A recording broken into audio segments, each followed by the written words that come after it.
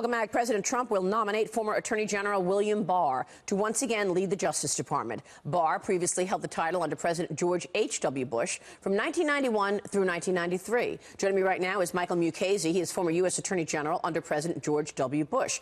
Your Honor, good to see you. Good to see you. Thank you so much for joining us, Judge. Your reaction to William Barr's nomination? Couldn't be better. Terrific choice. Not only was he Attorney General at one time, but the guy's a real lawyer. He was, at one time, the Assistant Attorney General in charge of what's called the Office of Legal Counsel.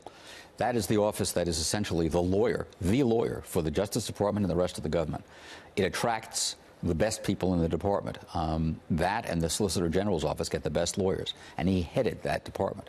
So he is he's a super pick. Do you believe he will seek the truth in terms of these investigations that we've been covering all year? Absolutely. I'm talking about the FBI putting its finger on the scale in the 2016 election, trying to stop Donald Trump based on those texts from Peter Strzok and Lisa Page. I'm talking about the handling of the Hillary Clinton investigation, where they wrote an exoneration letter before they even interviewed her. Do you think William Barr will pursue those things? I do. I do, and he will pursue them to the extent that he has the authority to do it, and I think he's got enough authority to do both. What about all of these investigations coming from the Democrats against the president? Virtually every corner of his life is now under investigation. Well, it's kind of sad because the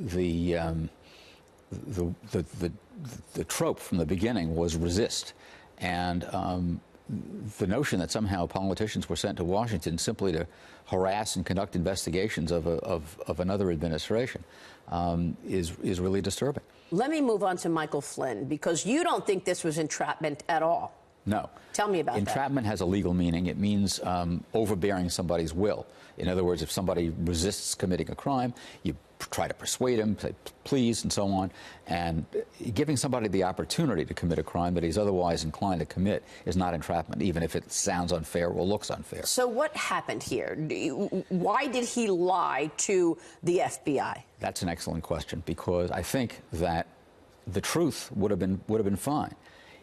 At the time that he spoke to Kislyak, he talked to him about Russian sanctions. He apparently also talked to him about the resolution condemning Israel for expanding its settlements in the West Bank and expanding settlements in East Jerusalem.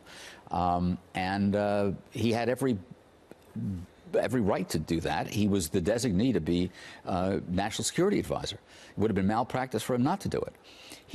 They interviewed him supposedly because the pretext was that they were investigating a violation of the Logan Act.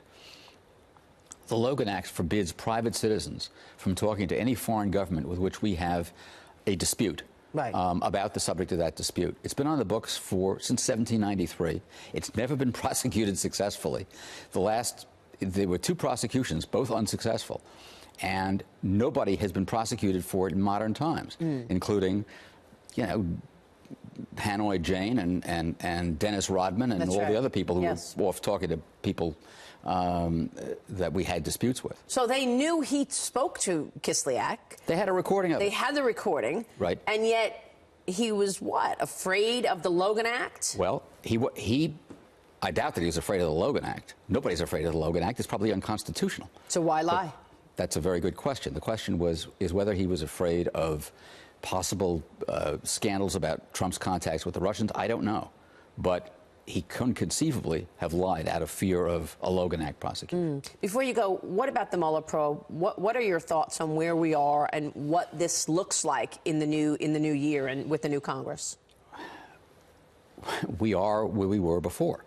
Mueller was put in place only because it was necessary to have an independent counsel to investigate the question of whether there was a criminal relationship between the Trump campaign and the Russians. There has been no showing of any such connection. Russians have been indicted for hacking. People have been indicted for crimes that have nothing to do with the Russians. Cohen has been, Manafort has been, but nobody makes that connection. Right. And that's where we started. Well, we'll see what comes out of it. I mean, it is now 2 years going. Right.